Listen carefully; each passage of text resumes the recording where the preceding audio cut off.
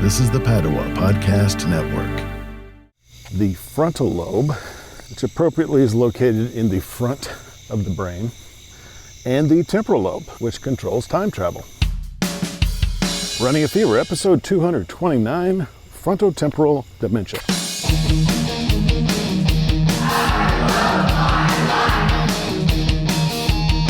Hello and welcome to Running a Fever. My name is Michael Davis. My goal is to live a long, healthy, happy, active life right up to the very end, and I want to take you along with me. So I'm really glad you're here.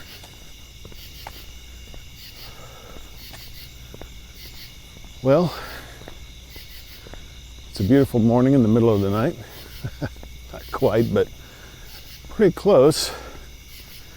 4:45, and I came up to Lake Atalanta this morning. I wanted to record this podcast and get in a little walk because for the first time in months, I'm going to a restaurant for breakfast this morning. And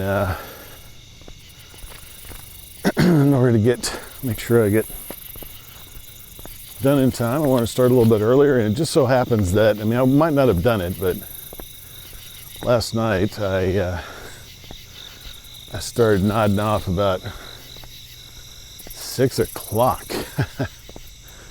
And so I just said, well, I can get up early and get a walk in tomorrow. And so I've had a lot of sleep. And,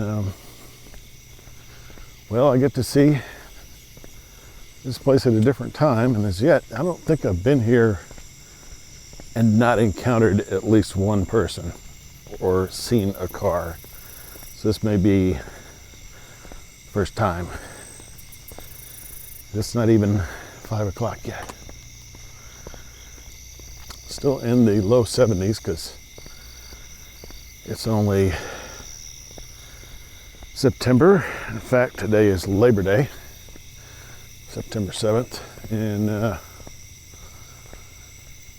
that's the way it is in Northwest Arkansas in the United States of America. Labor Day is a holiday in the United States and maybe elsewhere as well. Wherever there are unions, there's probably a Labor Day. So, now that the pleasantries are out of the way, I'm going to move on to this big series that we got going on dementia. And this is the 6th in our 17-part series on dementia. About 50 million people suffer from dementia worldwide. It's a debilitating disease, but it may be preventable in some cases. So I've set out to learn as much as I can and bring you along with me. Now in part 3, I went through the many types of dementia, and we're going to have separate episodes on the most common. And this is the third of that series within a series. Frontotemporal dementia. Sounds like a mouthful. But it just refers to a group of disorders caused by nerve damage in two particular lobes of the brain. The frontal lobe, which appropriately is located in the front of the brain, and the temporal lobe, which controls time travel. Okay, not really time travel. It's actually more concerned with visual memory, language comprehension, and emotional association. The name, like the frontal lobes, comes from its location near the temples. Now there's a really nice animation of a rotating skull that shows the location of the frontal lobe. It's like a three-dimensional rotating picture. So check that out, and it's on the Wikipedia page. And as with all of the references that I use in researching the show, and there are many, they'll be included in the show notes that you can find at runningfever.com/229. Now,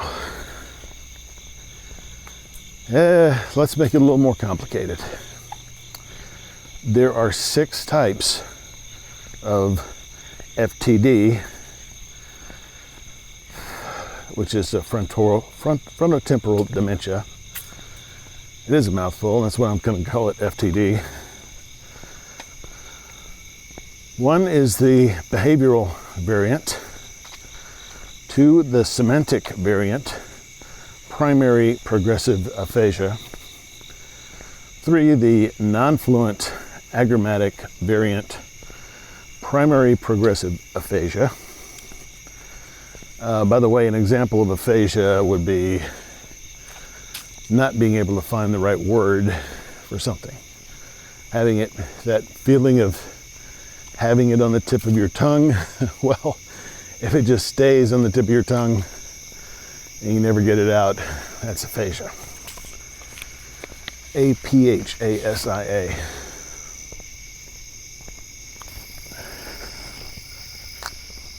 Spider web.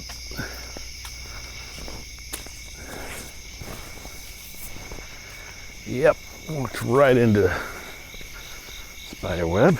Still trying to get all the stuff off of me. Alright, I hope I did it. Now there's no spider crawling around. Alright, number 4, corticobasal syndrome. Number 5, progressive supranuclear palsy. Number 6, FTD associated with motor neuron disease. I got a pretty good pace going, and sometimes my legs just have a mind of their own. They just go. So, I'm actually going downhill, but going pretty fast. So, FTD was first described by Arnold Pick in 1892. And in older literature, you may see it described generally as Pick's disease. But now Pick disease refers to one specific type of FTD. That's beyond the scope of this episode, but more detail in the references in the show notes. FTD is more common in middle-aged people than it is in seniors. So this is a type of dementia that affects people earlier than most types. Although you can have, for example, you can have early onset Alzheimer's, but this is like regular onset FTD is probably about the same time. One article puts it on a par with vascular dementia as the second most common type of dementia. And in people under age 65, it is as common as Alzheimer's. Something to keep in mind. If you are under age 65, you're just as likely to have FTD as Alzheimer's until you reach age 65. Now let's talk a little bit about these parts of the brain that are affected. The frontal lobe is the largest part of the brain. All mammals have one. The frontal lobe contains most of the dopamine neurons in the cerebral cortex. Remember the episode on dopamine? Well, if not, I know there are a lot of new people joining the getting the fever these days and joining and listening to the show. So, you know, I try not to like say, oh, you remember that in this episode, because not everybody might have read, listened to the episode yet. So there are plenty good back issues, if you will, of running a fever. And I've noticed that a lot of people that, when I have new people grabbing the latest episode, then they will go back and get the older ones too. So I think that's happening, but obviously it's going to take many hours to go through the 228 at this point episodes leading up to this one. So specifically, if you're interested in dopamine, you want to go to episode number 151, and it's in the midst of a series on brain chemicals, which is very interesting, I think. And of course, you can find that at runningafever.com/151. In that episode, I called it the natural fun drug, and it's part of the reward system, and is triggered by achievement of goals. The whole thing where the reason you make a checklist, right? Because you feel good. You get that dopamine hit whenever you make a check mark and cross something off on that to-do list. Now, the frontal lobe also handles things like attention, short-term memory tasks, planning, and motivation. So if you're paying attention right now, you're using your frontal lobe. Now, these are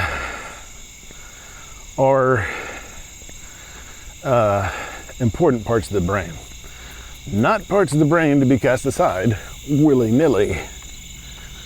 Of course, the entire brain is important. But anyway, with all this functionality, the symptoms of FTD can vary quite a bit. They can include dramatic personality changes, inappropriate social behavior, uncharacteristic impulsiveness, emotional indifference, poor financial judgment, a decline in personal hygiene, and overeating. Others experience problems with speech and language. So the big difference here is personality change. And you can really start to see how dementia is so misunderstood. It's just hard to understand. And the symptoms often lead us in a completely different direction, towards psychological problems. And this even makes it difficult for doctors to diagnose. But a person with FTD will still retain perception, spatial skills, memory, and praxis. And what praxis is, it's a motor planning. It's the motor planning to perform skills, tasks, or movement. MRI and other scans can reveal atrophy in the frontal or temporal lobes. I looked up atrophy too and learned a lot of terms for these episodes. But atrophy is a wasting away due to inadequate nutrition. There are also a few tests which can be performed by a neuropsychologist. And neuropsychology is really interesting. It's part of neuroscience, which I'm kind of interested in. If you have like a legit intelligence test, I'm not talking about the one that says, how are you the next Einstein or whatever on the internet. I'm talking about an extensive, probably multiple hour examination by a psychologist, and various tests that you go through These are the guys that do this, neuropsychologists. And of course they do other things too.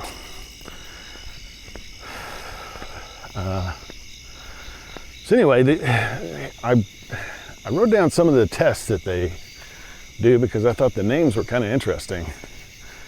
The Iowa gambling test, the faux pas test, the hotel test, mind in the eyes, and the multiple errands task. These are really only applicable to the behavioral variant. That's the first subtype that I mentioned. And since these can reveal weaknesses before any atrophy shows up on an image scan, such as an MRI, they can be more useful in early detection of BVFTD. This is abbreviation for the behavioral variant frontotemporal disease, dementia. I'm getting it wrong now. I've got a 5-letter acronym and I can't figure it out. Behavioral variant frontotemporal dementia. And the BV is like lowercase and the FTD is uppercase. It all makes sense. It's just, I know that if you talk about this all day long, that's needed. Those abbreviations are needed, definitely. Too many acronyms, but that's the shorthand for the behavioral variant. Now, as the disease progresses, the types overlap as the patient develops symptoms from the multiple subtypes of FTD. So if you got full-blown FTD, they might not be able to tell you which subvariant or subtype you have, because you probably are exhibiting symptoms that could indicate any of those. There seems to be a relatively strong genetic component, so be aware if you have family members with FTD. Now, as usual, there's no stated cure. The disinhibition, which is a loss of inhibition. Now, I didn't word it quite that way earlier. I went by the socially inappropriate as one of them. Yeah, so, but anyway, disinhibition and compulsive behaviors can be controlled with SSRIs, which are used to treat depression. So those are serotonin reuptake inhibitors, and they're usually used to treat depression. Now, other than that, we're just talking about palliative care again. Antipsychotics can be helpful as well, but should be used with care due to their side effects. Prognosis is a rapid progression with a life expectancy of anywhere between 2 and 20 years, some of which may see the patient, as with other types of dementia, in full-time care in order to function.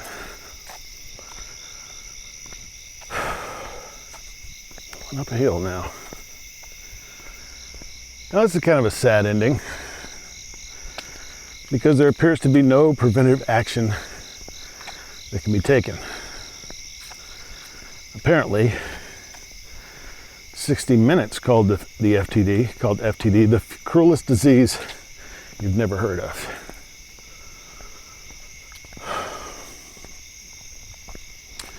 So, not to be happy with a sad ending on this show, I took some extra time to look at some research going on.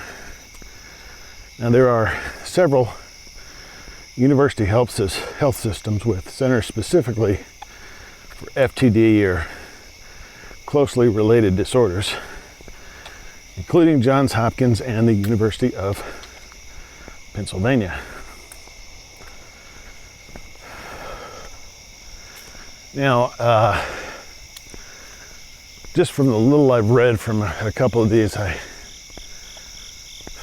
got the impression that there are what they call brain banks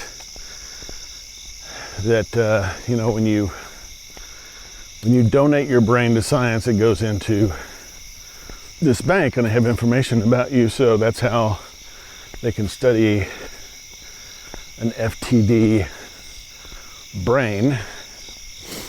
And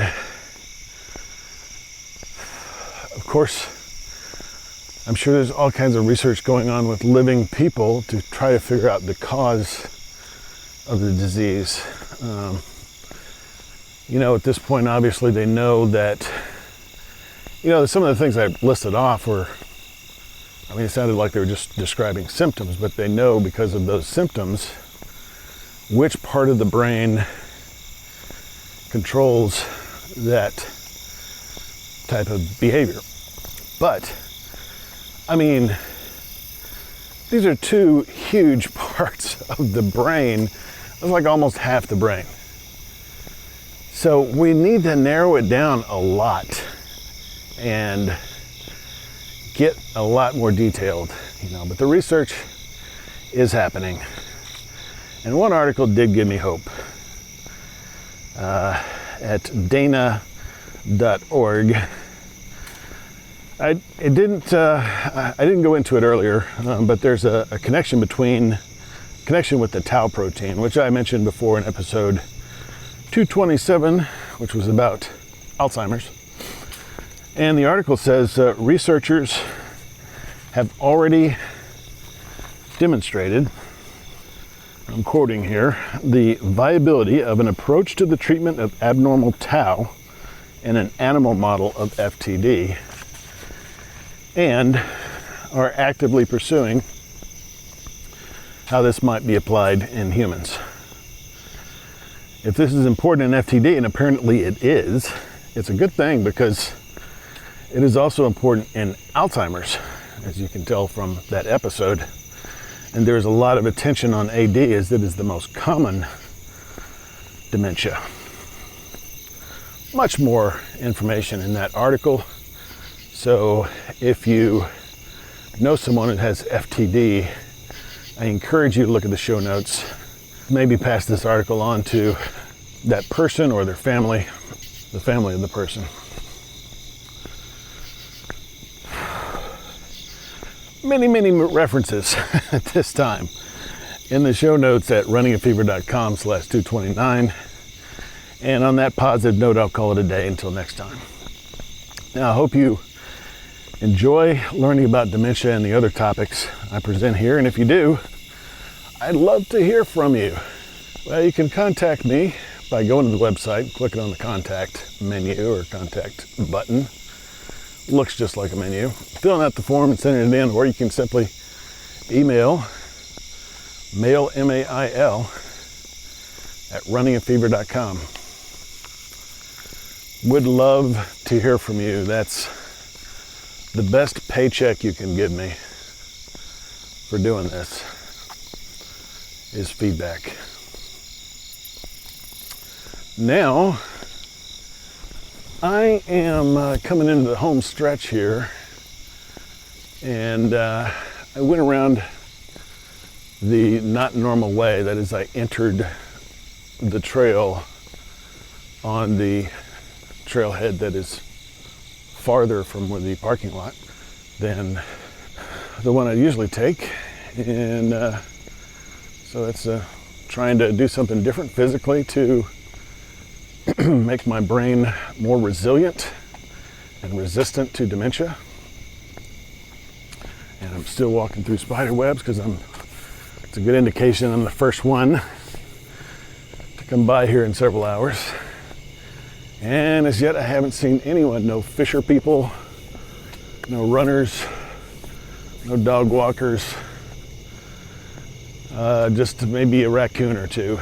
And I may have some spiders crawling on me from the webs that I have walked through. And as usual, it's pretty humid. Had a lot of rain recently, but still a rather pleasant temperature, probably still in the low 70s. And I'm looking forward today to going home, getting a shower, and coming right back up here to have breakfast with my friend Tom, who also happens to be the supreme commander of the Padua Podcast Network, of which this show is an affiliate. So that should be good, but I'm a little apprehensive about it, actually. Just because you go into a restaurant and the rules are this, right? You wear your mask in the restaurant, and presumably they have tables spaced apart. Hopefully we don't have to wait to get in at 7:30, but you never know. And you sit down and you keep your mask on until food or drink comes, and you take off your mask. So you're sitting at a table with someone unmasked for duration of the meal. So, I mean, I think that does kind of limit your possible exposure, but still, it's probably the most exposure that I will experience. Although sometimes when I'm out exercising, even on like Saturday, I went to Devil's Den State Park, and that was Robert and I, our annual Yellow Rock Trail trip. Got a picture of that. But there were people on the trail with no mask on, and there's no way to avoid, if you're going different directions, it's very hard to avoid on that trail because it's a hiking trail. It's up a hill, and you may be able to stand off to the side a little bit. But so, I mean, there's some exposure there. COVID-19 is still a big deal. Still tens of thousands of new cases every day in the United States. So I am concerned, but I'm going to do it. The restaurant's open. My friend is willing to go. He suggested it, so we're going to give it a try.